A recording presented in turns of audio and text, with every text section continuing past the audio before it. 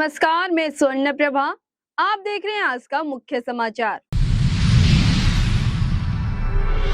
आम आदमी पार्टी के लिए शुक्रवार 24 अप्रैल 2026 का दिन अच्छा नहीं रहा। पार्टी के नेता और राज्यसभा सांसद राघव चड्ढा समेत 7 सांसदों ने पार्टी छोड़ने का ऐलान कर दिया और उसके बाद भारतीय जनता पार्टी में शामिल हो गए। जानकारी के मुताबिक आम आदमी पार्टी के लिए अब तक की ये सबसे बड़ी टूट है। ऐसा पहली बार नहीं हुआ है जब पार्टी नेताओं का मोह भंग हुआ हो। इससे पहले भी कई नेताओं ने या तो खुद से पार्टी छोड़ दी या फिर उन्हें निष्कासित कर दिया गया। इससे आपकी जरूर कुछ परेशानियां बढ़ी हैं। आइए सिलसिलेवार डालते हैं ऐसे नेताओं पर एक नजर जिन्होंने आम आदमी पार्टी से दूरी बना ली है। जम्मू कश्मीर और लद्दाख हाईकोर्ट ने केंद्र शासित प्रदेश सरकार की याचिका खारिज कर दी और ट्रिब्यूनल के उस आदेश को बरकरार रखा है जिसमें 21 साल से काम कर रहे एक अस्थायी कर्मचारी को मरणोपरांत स्थायी करने का निर्देश दिया गया था। जम्मू में जस्टिस शहजाद अजीम और जस्टिस सिंधु शर्मा की खंडपीठ ने अपने फैसले में कहा कि सरकार कर्मचारी से 2 दशक से ज्यादा की लगातार सर्विस लेने के बाद नियमित नौकरी से मना नहीं कर सकती। पीठ केंद्र शासित प्रदेश जम्मू कश्मीर सरकार के वित्त, स्वास्थ्य और मेडिकल शिक्षा विभाग के जरिए दायर एक रिट पिटीशन पर सुनवाई कर रही थी। इसमें जम्मू के स्वास्थ्य सेवा के निदेशक, डोडा के चीफ मेडिकल ऑफिसर और गंडोह के ब्लॉक मेडिकल ऑफिसर समेत वरिष्ठ स्वास्थ्य अधिकारी शामिल थे।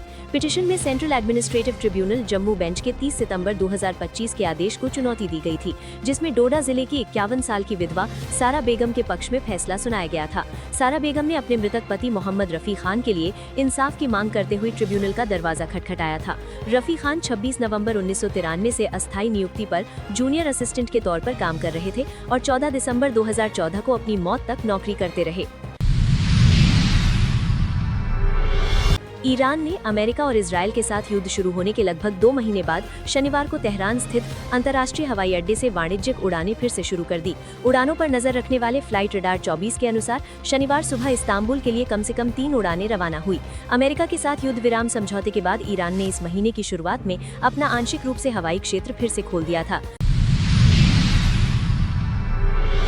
ईरान के विदेश मंत्रालय ने शनिवार स्थानीय समय के अनुसार कहा कि विदेश मंत्री अब्बास अराक्ची के नेतृत्व में एक प्रतिनिधि मंडल की चल रही यात्रा के दौरान इस्लामाबाद में अमेरिका के साथ कोई बातचीत निर्धारित नहीं है। ईरान के विदेश मंत्रालय के प्रवक्ता इस्माइल बगाई ने कहा कि क्षेत्रीय शांति को बढ़ावा देने के प्रयासों के बीच विदेश मंत्री अब्बास अराक्ची के नेतृत्व में एक प्रतिनिधि मंडल पाकिस्तानी नेताओं के साथ बातचीत के लिए इस्लामाबाद पहुँच गया है। बेंगलुरु से दूर लद्दाख की ऊंची पहाड़ियों में भारत अपना पहला मानव अंतरिक्ष उड़ान कार्यक्रम तैयार कर रहा है। भारत अंतरिक्ष अनुसंधान संगठन इसरो ने इंस्टीट्यूट ऑफ एरोस्पेस मेडिसिन के साथ मिलकर मिशन मित्रा नाम का एक खास अध्ययन किया। इसका पूरा नाम mapping of interoperable trades and response assessment है। अप्रैल 2026 में लेह के करीब 3500 मीटर की ऊंचाई पर 4 दिन तक ये अध्ययन चला। इस क्षेत्र में काफी ठंड, ऑक्सीजन कम और अलग थलग रहने जैसी स्थितियाँ थी जो स्पेस फ्लाइट जैसी लगती है। गगन यात्रियों यानी अंतरिक्ष यात्री उम्मीदवारों और ग्राउंड टीम्स को छोटे छोटे लिविंग मॉड्यूल्स में रखा गया, जहां जगह काफी कम थी, ठीक वैसे ही जैसे किसी स्पेसक्राफ्ट में होती है। इस पूरे इंफ्रास्ट्रक्चर को बनाने और चलाने में बेंगलुरु की कंपनी प्रोटोप्लैनेट ने बड़ी भूमिका निभाई। उन्होंने 2 अलग अलग कैंप बनाए जिनके बीच सीधा नजरिया नहीं था। सब कुछ सेंट्रल मिशन कंट्रोल से रेडियो और कम्युनिकेशन के जरिए मैनेज किया जाता था। इससे टीम्स को दूर से काम करने की प्रैक्टिस करने का मौका मिला, जो भविष्य के चंद्रमा या मंगल मिशनों के लिए काफी जरूरी है। इंडियन प्रीमियर लीग 2026 में आज सुबह 25 अप्रैल को दूसरे मैच में राजस्थान रॉयल्स का सामना सनराइजर्स हैदराबाद से होगा। ये मैच जयपुर के सवाई मानसिंह स्टेडियम में शाम 7:30 बजे शुरू होगा। दोनों टीमें एक बार ट्रॉफी जीत चुकी हैं। राजस्थान टूर्नामेंट के पहले सीजन 2008 में चैंपियन बनी थी, जबकि हैदराबाद 2016 खिताबी मुकाबला जीती थी। आईपीएल 2026 का पहला रीमैच। ये आईपीएल 2026 का पहला रीमैच होगा। एसआरएच और आईआर इससे पहले 13 अप्रैल को हैदराबाद के राजीव गांधी स्टेडियम में आमने सामने आए थे, जहां एसआरएच ने बल्ले और गेंद दोनों से शानदार प्रदर्शन किया था और 216 रन बनाने के बाद आरआर को 19 ओवरों में सिर्फ 159 रनों पर ऑल आउट करके मैच 57 रनों से जीत लिया था। बॉलीवुड अभिनेता राजपाल यादव ने एक बार फिर अपने लंबे समय से चल रहे चेक बाउंस मामले पर बात की है और स्पष्ट किया है कि उनका इस मामले को सुलझाने का कोई इरादा नहीं है। अभिनेता, जो फिलहाल अपनी हालिया फिल्म भूत बंगला की बॉक्स ऑफिस सफलता का आनंद ले रहे हैं, उन्होंने कहा कि ये मुद्दा सिर्फ पैसे का नहीं था और वो इसके लिए जीवन भर लड़ने को तैयार हैं। ये विवाद 2010 का है, जब राजपाल यादव ने अपनी फिल्म अता पता लापता के लिए कथित तौर पर 5 करोड़ रुपए का कर्ज लिया था। 2012 में रिलीज हुई ये फिल्म बॉक्स ऑफिस पर फ्लॉप हो गई और कर्ज का भुगतान नहीं किया जा सका, जिसके चलते अंततः उन्हें कानूनी मुश्किलों का सामना करना पड़ा और जेल जाना पड़ा।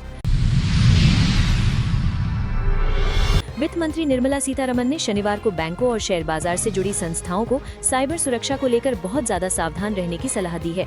सेबी के एक कार्यक्रम में बोलते हुए उन्होंने कहा कि अब साइबर हमले पहले से ज्यादा खतरनाक और तेज हो गए हैं, इसलिए हमें अपनी सुरक्षा को और मजबूत करना होगा। एआई से बढ़ा खतरा। वित्त मंत्री ने बताया कि आज के दौर में एआई यानी आर्टिफिशियल इंटेलिजेंस वाले औजारों का इस्तेमाल कर हैकर्स बहुत तेजी से हमले कर रहे हैं। हालांकि उन्होंने किसी खास कंपनी का नाम नहीं लिया, लेकिन उनका इशारा दुनिया के नए और शक्तिशाली एआई सिस्टम जैसे मीथॉस की तरफ था। उन्होंने कहा कि ये नए सिस्टम खुद ब खुद सॉफ्टवेयर की कमियां ढूंढ लेते हैं और सुरक्षा प्रणालियों को चकमा देने में माहिर हैं। सीतारमण ने जोर देकर कहा कि हमला करने वाले औजार जितनी तेजी से बदल रहे हैं, हमें अपनी रक्षा करने वाले सिस्टम को उससे भी ज्यादा तेज बनाना होगा। एक महत्वपूर्ण घटनाक्रम में विधान परिषद के लिए मोहम्मद अजहरुद्दीन और एम कोदंडराम के लंबे समय से लंबित नामांकन को आखिरकार राज्यपाल की मंजूरी मिल गई है।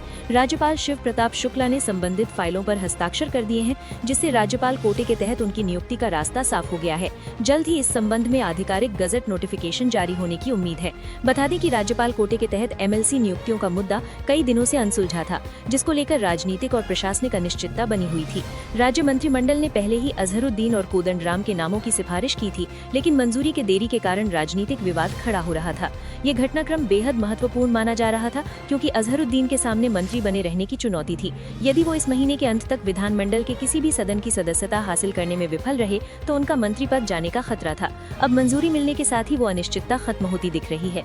मुख्यमंत्री रेवंत रेड्डी ने हाल ही में राज्यपाल से मुलाकात की थी और प्रशासनिक आवश्यकता और राजनीतिक स्थिरता का हवाला देते हुए इस प्रक्रिया में तेजी लाने का आग्रह किया था। सूत्रों के मुताबिक बैठक के दौरान मुख्यमंत्री ने इस लंबी देरी और उससे होने वाले असर पर विशेष जोर दिया था।